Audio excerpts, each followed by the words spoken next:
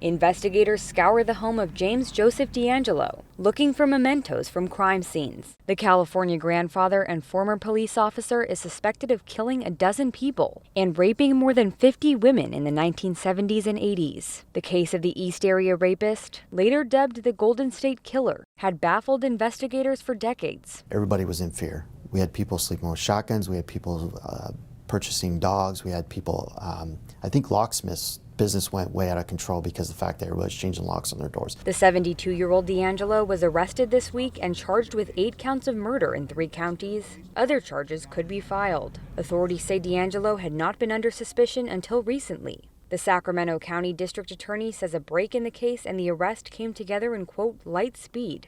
We all knew, as part of this team, that we were looking for a needle in a haystack. But we also all knew that the needle was there. Authorities refocused their attention on the case 2 years ago on the 40th anniversary of the first known attack. The FBI released an audio recording at the time of the man now identified as DeAngelo. Hello? Hello?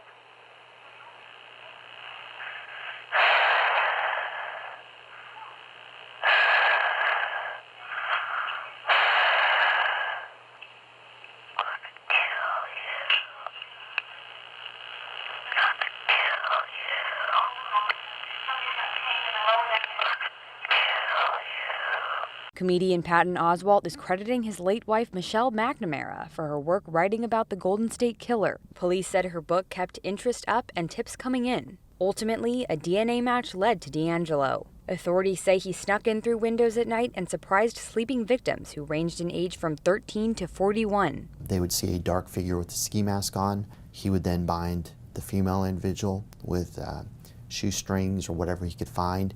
He would then proceed to retie the male victim. At that point, the house would be ransacked.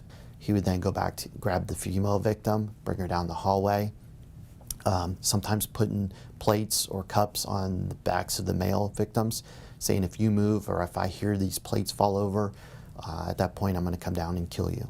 Obviously that person is concerned about his wife also. The female would be raped in a separate room.